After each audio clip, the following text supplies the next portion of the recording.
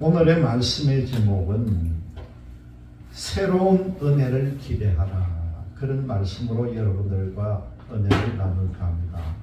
이제 새해에는 새로운 은혜를 기대하는 여러분들이 되시기를 바랍니다. 오늘의 말씀의 내용이 마가복음 2장 18절에서부터 22절까지 말씀입니다. 오늘의 말씀의 주제를 보니까요, 예수님께서는 이 시대와 사람들을 변화시키기 위해서 우리에게 오셨다는 거예요. 예수님께서 이 세상에 오신 목적이 시대를 변화시키고 사람들을 변화시키기 위해서 오셨다는 것이죠. 우리가 믿는 이 믿음의 변화는 뭡니까? 우리의 구원도 중요하고요, 하나님 나라를 확장하는 것이 중요하다는 겁니다. 예수님께서는 예수님과 함께하며 변화한 우리가 가질 기쁨과 지혜를 여러 가지 비유를 들어가면서 우리에게 가르쳐 주셨습니다. 그렇기 때문에 우리는 예수님과 함께 기쁨을 가질 수가 있다는 것이죠. 오늘의 말씀 내용을 통해서 보니까 우리에게 주신 말씀의 논지는 예수님은 새로운 시대에 걸맞는 기쁨과 지혜를 우리에게 가르쳐 주셨다는 겁니다. 18절 말씀을 통해 보니까 금식에 관한 질문을 받는 제자님에 대한 말씀이 나오고, 19절에는 보니까 신랑과 함께하는 기쁨을 가진 예수님에 대한 말씀이 나옵니다. 그리고 21절과 22절을 통해서 보니까 새로운 것을 어떻게 사용해야 하는지, 그 사용하는 방법에 대해서 우리에게 말씀해 주시고, 새 은혜를 은유로 우리에게 말씀해 주시는 예수님에 대한 말씀이 21절과 22절에 나와 있습니다. 오늘 말씀을 좀 더 세밀하게 분석을 해보면요, 18절 말씀에 앞반절에 보니까 요한의 제자들과 바리새인들이 금식을 하고 있다, 그런 말씀이 나옵니다. 금식을 한다는 것이요. 이 금식은 뭡니까? 육신의 욕망을 억제하고 정신적인 어떤 영혼을 깨끗하게 하는 의미를 가지고 금식을 하는 것이죠. 모세의 율법에는요, 1년에 한 번, 다시 말씀드리면 대속죄일에 금식하도록 규정이 딱 되어 있습니다. 레위기 16장 29절에서 34절의 말씀을 찾아보면은 그 가운데 어떻게 이렇게 어떤 때에 금식을 해라 하는 조항을 쭉 적어 놓은 부분이 있어요. 그 29절의 말씀에 보면은 금식이라고 표현을 하지 않고 스스로 괴롭게 하고 그런 대목이 나와요. 자기 자신을 스스로 괴롭게 하라는 겁니다. 이게 뭡니까? 하루 삼시세끼를 꼭 먹고 아니면 두 끼라도 먹고 움직이고 일을 하든가 해야 되는데, 밥을 안 먹고 금식하는 게 자기 자신을 스스로 괴롭게 하는 거라는 거죠. 배고프면 얼마나 괴롭습니까? 허기가 져봐요. 얼마나 괴로워요. 그게 배고픈 고통을 겪어봐야 알겠지만은 엄청난 괴로움을 가집니다. 그런데 이런 금식 규정이 있는데 레위기 16장 30절을 보면은 이 금식을 하는 것은 하나의 회개를 하는 행위다, 그런 말씀의 내용이 나옵니다.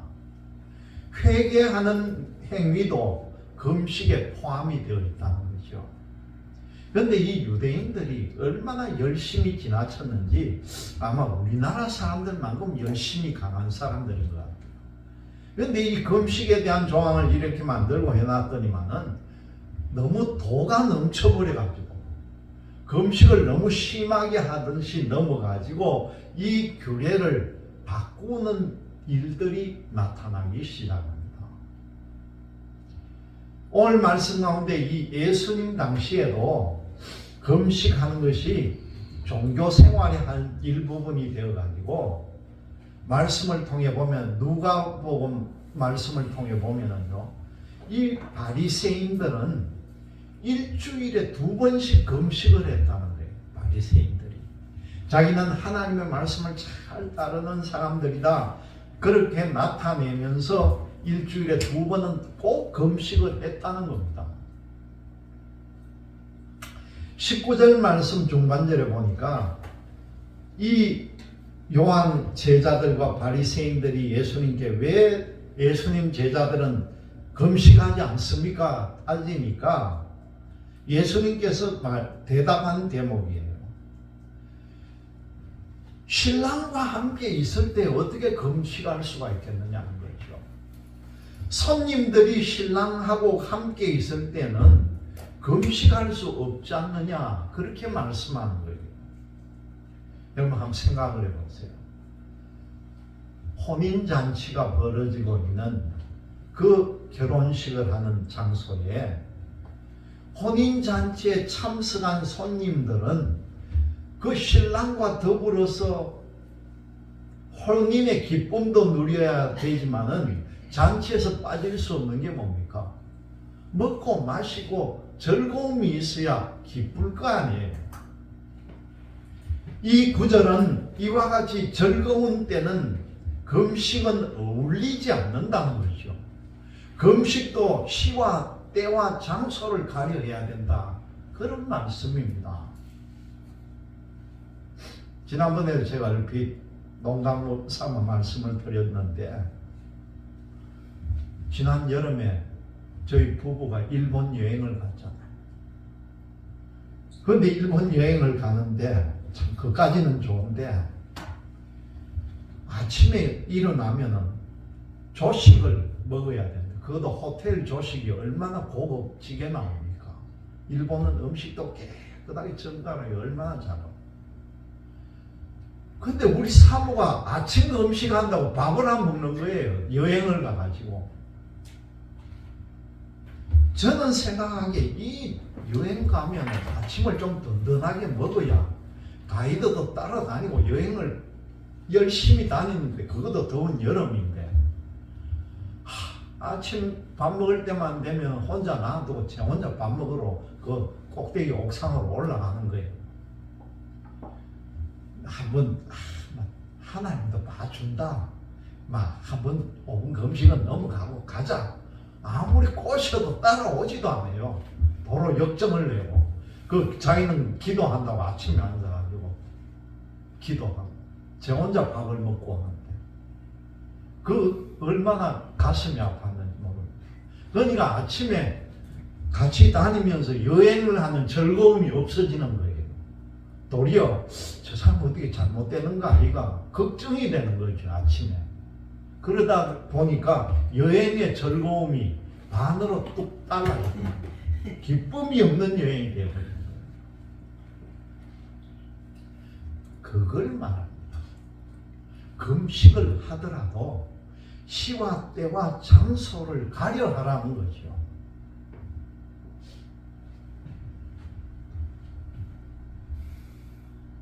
사실 지금 이 말씀의 이 기간에는 대속죄일 때였던 모양인데 대속죄일이었더라도 금식은 하지 않고 잔치를 계속했다는 것입니다. 여기에 나오는 신랑이 누구겠습니까, 여러분? 이 말씀 가운데 바로 예수님을 뜻합니다. 이 예수님께서 어떻게 금식할 수 있겠느냐는 거죠. 그리고 20절 말씀에 보니까 이제 앞반절 상반절에 신랑을 빼앗길 날이 이른다 그런 말씀이 나와요. 이 말씀이 뭡니까? 바로 예수님의 순환의 날이 곧 다가온다는 거죠. 예수님께서 고통을 받고 예수님께서 십자가에 돌아가실 것이라는 신랑을 빼앗길 날이 이르리니 그런 말씀이 바로 그것입니다. 예수님은 자신이 죽을 때가 되면은 이 제자들이 슬픔을 못 이겨서 금식하게 될 것이라고 분명하게 말씀을 합니다. 얼마나 슬픔이었겠습니까? 여러분, 오늘이 이제 2023년도 마지막 날입니다. 참 한 해가 어떻게 그렇게 빨리 가는지요. 하루하루는 지겨운데 1년이 넘어가는 건 순식간에 넘어가요. 권사님 그렇죠? 1년이 어떻게 그렇게 빨리 지나가는지, 그러니까 이걸 살같이 지나가, 화살 지나가듯이 빠르다는 거예요. 여러분, 올 한 해 우리는 어떻게 지냈습니까? 한 해가 후회가 되는 사람도 있겠고 한 해가 자랑스러운 사람도 있을 것입니다. 오늘 우리 전도사님 기도에도 상세하게 기도를 하시는데 1월 1일에는 목표를 세우고 반드시 이루겠다 다짐을 했는데 작심삼일이 되어버리고 그렇게 1년을 지낸 일도 있을 겁니다. 그리고 반대로요, 새해에 다짐한 일 중에 정말 성취한 일도 있을 것입니다. 여러분, 우리의 신앙은 어땠습니까? 주님께 더 가까이 갔다고 자부하는 사람도 있을 겁니다. 그리고 주님이 주시는 은혜 덕분이라고 감사하는 사람도 있을 것입니다. 반면에 초심을 잊어버리고 스스로 생각하기에도 내가 부끄러운 시간을 보냈구나, 그렇게 생각하는 사람도 있을 것입니다. 그런데 여러분, 하지만 지금까지 지금 이 자리에 있다는 걸 감사하시기를 바랍니다. 이게 얼마나 큰 감사입니다. 지금까지 지내온 것, 주님의 크신 은혜라는 거죠. 여러분, 301장 우리 한 찬송 한번 하고 말씀 나누겠습니다.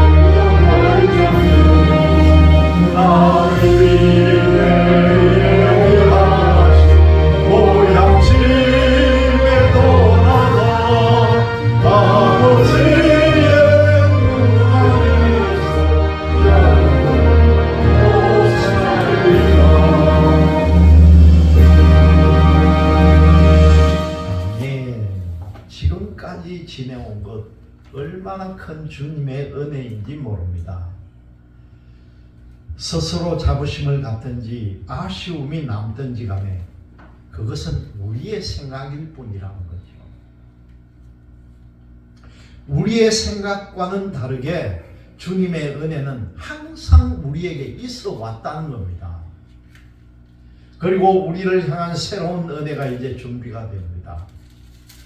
한 해가 지나가면 새로운 해가 돋듯이 이전에 받은 은혜가 있는가 하면은요, 앞으로 우리가 받아야 할 은혜가 있다는 걸 꼭 아시기를 바랍니다. 우리는 한 해를 보내면서 앞으로 받을 은혜와 기쁨을 기대를 하고 있다는 거죠.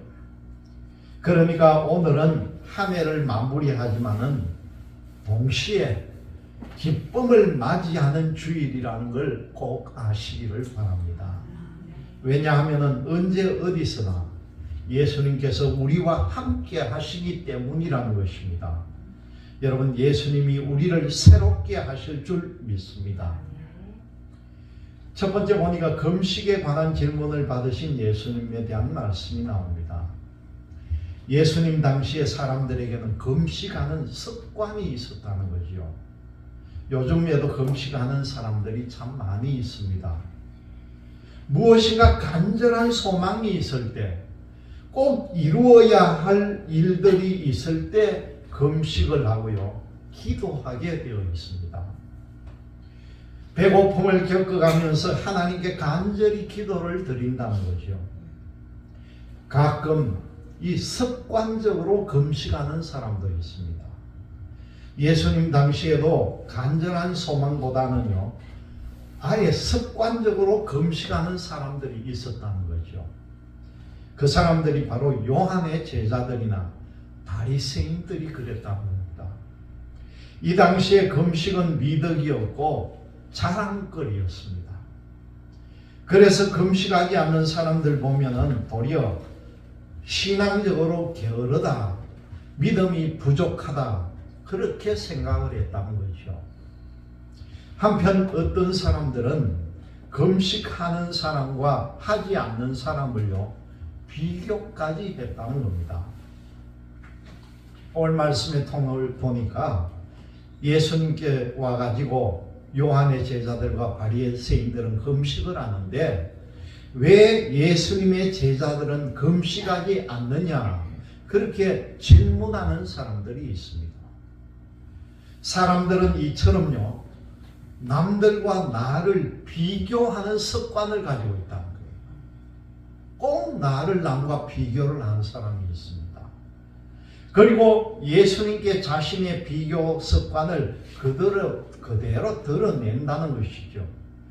예수님께서 비교 습관에 대해서 어떻게 생각하실지는 안중에도 없고 자신의 궁금증만을 드러내는 사람입니다. 여러분, 우리도 이럴 수가 있다는 거죠. 고정관념이나 습관에 사로잡혀가지고 예수님 생각보다는 자기 자신의 궁금증만을 드러낸다는 것입니다. 사실은 예수님의 제자와 예수님을 깎아내리려는 의도가 여기에 나타납니다. 그런데 예수님은 질문하는 사람을 나무라지 않았습니다. 오히려 이 사람들에게 새로운 관점과 새로운 가르침을 주신다는 거죠. 두 번째 보니까 신랑과 함께하는 기쁨의 예수님에 대한 말씀입니다. 예수님께서 대답을 하시는데 직설적으로 대답을 하시지 않고 내 제자들에게는 금식이 필요하지 않다고 곧바로 대답을 하지 않으신다는 겁니다. 그러면서 오히려 예수님께서는 한 가지 예를 들어가지고 금식에 대한 대답을 해주십니다. 그 내용이 바로 결혼식 장면을 말하는 거죠. 손님들이 왔는데 그 손님들하고 신랑이 함께 같이 있다는 거예요. 그러면은 이 손님들을 굶기겠느냐 이 말이죠. 결혼식이 열리기 전에 혼주 측에서는 손님들이 잘 먹고 배부르도록 각종 음식을 장만을 해둡니다. 소위 말해가지고 산의 진미를 차려놓는 거죠. 손님들은 평소에 먹지 못한 맛나고 고급스러운 음식을 잔치 때만 맛을 볼 수가 있는 거예요. 요즘 세월이 많이 바뀌다 보니까 이런 문화가 다 사라져 버렸는데 저희 어릴 때만 해도 우리 외삼촌이나 이모들이나 시집 장가갈 때 그 옛날 구식 결혼하는 현장을 제가 가가지고 보고 놀고 온 그런 경험이 있거든요. 여러분, 옛날에 잔치는 보통 한 3일은 보통 하는 거예요. 한번 결혼식이 열리면. 그러면은 온 동네가 다 잔치집이에요.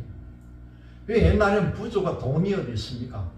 감주똥이 이고 가고, 육아 만들어 나르고, 떡 만들어 날라주고, 그 부주돈 이거 받는 그 기록해 놓은 거 보면은 무슨 떼기는 육아 한 상자, 또 누구는 뭐 얼마, 그런 걸 쭉 적어 놓는 그게 이 기록해 놓는 거예요, 보면.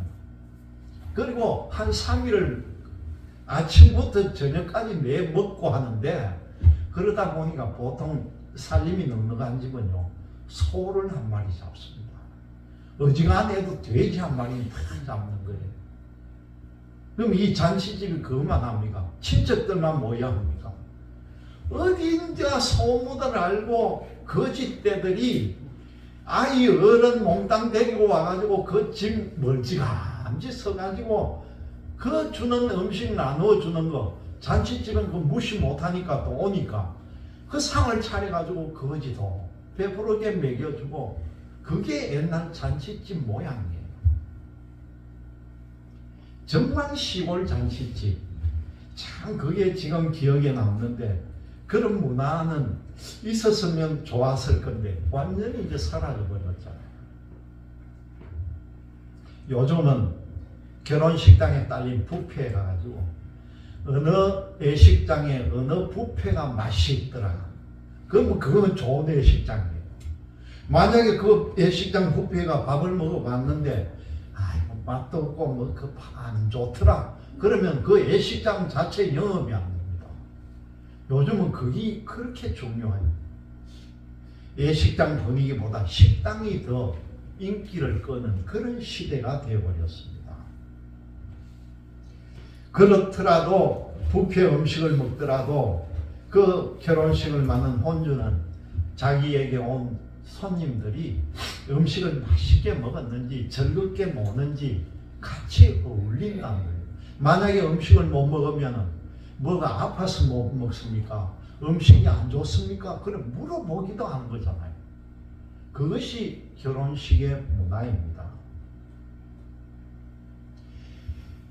손님들이 금식하면서 신랑에 문제가 생긴다면은, 만약에 오늘 말씀을 통해 보니까 신랑의 안전과 평안을 위해서 아마 손님들이 신랑을 위해서 더 기도를 해주지 않겠느냐. 예수님께서 왜 이런 말씀을 하셨을까? 예수님이 곧 사람들에게 맛난 음식을 먹도록 기회를 제공하는 주인공이라는 거죠. 예수님께서는 사람들에게 기쁨을 주시는 분이라는 겁니다. 다시 말씀드리면 예수님이 사람들을 초청하고 그 사람들을 기쁘게 해주고 맛난 음식을 먹게끔 배려해주는 주인공이 바로 예수님이라는 거죠. 세 번째 보니까요, 새 것으로 사용하는 방법을 가르쳐주는 예수님에 대한 말씀인데, 이제 결혼식을 마친 신랑은 새로운 시작을 합니다. 새로운 인생을 시작하는 것이죠. 이전에는 혼자였지만은 이제부터는 신부와 함께 새로운 삶을 시작한다는 거죠. 예수님께서 이 세상에 오신 것은 옛 시대를 마감을 하고 새로운 시대를 열기 위해서 이 세상에 오셨다는 겁니다. 율법에 사로잡혔던 사람에게 하나님의 은혜를 알게 하고요, 그 억압받는 사람들에게는 자유를 주고 괴로움에 사는 사람에게는 평화를 주려고 오셨다, 그렇게 말씀합니다. 그래서 예수님께서는 나사렛에 계실 때에 나사렛 회당에서 이사야서 61장 1절과 2절을 직접 읽어주신 대목이 나옵니다. 여러분, 우리가 시간이 좀 걸리더라도 이사야서 61장 1절 2절 한번 읽어보겠습니다. 구약 성경 1042년에 있습니다. 구약 성경 1042년 이사야서 61장 1절과 2절 말씀만 우리가 같이 61장 1절입니다. 다 같이 주 여호와의 영이 내게 내리셨으니 이는 여호와께서 내게 기름을 부어서 가난한 자에게 아름다운 소식을 전하게 하려 하심이라. 나를 보내사 마음이 상한 자를 고치며 포로된 자에게 자유를, 갇힌 자에게 노임을 선포하며 여호와의 은혜의 해와 우리 하나님의 보복의 날을 선포하여 모든 슬픈 자를 위로하되. 아멘. 이 말씀으로 예수님께서 이 땅에 오셨다는 거예요. 여호와의 영이 내게 내리셨으니 이것은 여호와께서 내게 기름을 부어서 뭐라고 말씀합니까? 가난한 자에게 아름다운 소식을 전하게 하려 함이라는 거죠. 그리고 마음이 상한 자를 고치고 포로된 자에게 자유를 주고 갇힌 자에게 노임을 선포하기 위해서 보내셨다는 겁니다. 예수님 당신의 사명을 알고 계셨고 이렇게 말씀을 통해서 우리에게 확인을 시켜주신 것이죠. 그리고 예수님은 한 가지 사례를 들어가지고 말씀을 하시는데 21절 말씀을 보니까 생배 조각을 낡은 옷에 붙이는 자가 없나니 만일 그렇게 하면 기운 새 것이 낡은 그것을 당겨서 헤어짐이 더하게 된다. 그런 말씀을 합니다. 얼마나 현 세대를 사는 우리에게도 이게 지혜의 말씀인지 모릅니다. 생배 조각을 낡은 옷에 붙이는 사람이 없다는 거죠. 만약에 그런 형태로 이 배 조각을 바느질을 했다면은 생배 조각이 낡은 옷을 당겨가지고 그 낡은 옷마저 더 해져 버린다는 겁니다. 여러분, 예수님께서는요, 우리를 새롭게 하려고 오셨습니다. 예수님과 함께 하는 것이 바로 새로운 일이라는 거죠. 예수님과 함께 한다면은 과거의 그 습관에 우리는 머물 수가 없다는 겁니다. 예수님의 삶과 말씀을 과거와 같은 수준으로 놓는다면은 그 과거마저도 더 이상 이상하게 변해버린다는 겁니다. 예수님과의 새로운 삶은 과거의 습관과는 완전히 이제 단절된 삶이라는 것을 여러분 꼭 기억하시기를 바랍니다. 여러분, 어제 그저께 모든 과거의 일은 잊어버리시기를 바랍니다. 네 번째 보니까 새 은혜를 은유로 말씀하신 예수님에 대한 말씀입니다. 여러분, 이제 오늘 자정이 지나면 새해가 밝습니다. 지나간 과거는 사라지고 새로운 미래가 우리에게 다가옵니다. 희망을 또 하나의 사례를 들어서 우리에게 말씀을 해주십니다. 22절 말씀 우리가 같이 크게 읽습니다. 새 포도주를 낡은 가죽 부대에 넣는 자가 없나니 만일 그렇게 하면 새 포도주가 부대를 터뜨려 포도주와 부대를 버리게 되리라. 오직 새 포도주는 새 부대에 넣느니라 하시니라. 아멘. 요즘에야 포도주를 얼마나 예쁜 유리병에다가 넣습니까? 그러나 이 시대만 해도요, 가죽에다가 가죽을 기워 가지고 그걸 포도주를 넣는 자루로 썼다는 거예요. 특별히 제일 많이 쓴 게 뭐냐고 하면은요, 예를 들어서 소나 이 양이나 밥통, 그 위가 많이 늘어나기 때문에 위 주머니를 윗만 딱 잘라가지고 밑에만 묶어보면 그게 병 역할을 하는 거예요. 그 가죽, 짐승의 가죽 주머니에다가 술을 넣어두는 거죠. 그런데 오늘 말씀을 보면 뭡니까? 새 포도주는 새 주머니에다가 담아라 이 말이죠. 큰 주머니에 담지 마라 이 말입니다. 아마 이 말씀의 내용을 가만 보니까 만약에 낡은 가죽 부대에다가 새 포도주를 넣으면 그 부대가 터진 우려가 있다, 그렇게 말씀하는 거죠. 아마 여기에는 어떤 화학적인 작용이 들어가는지 아닌지는 몰라도 그런 현상이 일어났던 모양입니다. 그러니까 새 부대에다가 새 포도주를 넣어라, 그런 말씀을 하는 거죠. 이것은 아마 이 시대에도 경험적으로 많이 이루어졌던 일일 것입니다. 이 말씀 가운데 나오는 새 포도주 새 부대에 하는 이 말은요, 옛날에 박정희 대통령이 5.16 군사혁명을 일으키고 정치용으로 썼던 말입니다. 그런데 박 대통령만 그렇게 쓴 게 아니라 이 후대에도 정치가들이 아주 많이 쓰는 말이 이 말이 성경을 인용을 해가지고 새 포도주는 새 부대에 완전히 갈아야 된다, 이걸 주장하면서 이 말씀을 인용을 합니다. 여러분, 우리에게는요, 예수님과 함께하는 새로운 은혜가 기다리고 있습니다. 이 새로운 은혜를 낡은 사고방식이나 낡은 율법에다가 담아 놓을 수는 없다는 거죠. 새로운 은혜는요, 우리를 새롭게 하는 예수님의 생각과 우리를 예수님의 말씀 가운데 담겨 있어야 한다는 사실입니다.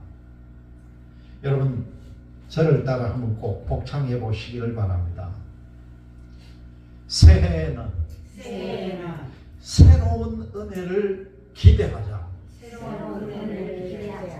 다시 한번 말씀합니다. 복창합니다.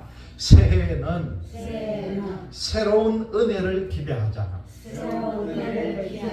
여러분, 새해도 예수님으로부터 새로운 은혜를 받고자 사모한다면 오늘 미래의 기쁨을 기대하고 맞이하는 주일이 된다는 것을 꼭 명심하고 나아가는 여러분들이 되시기를 주님의 이름으로 기원드립니다. 아멘. 기도하겠습니다.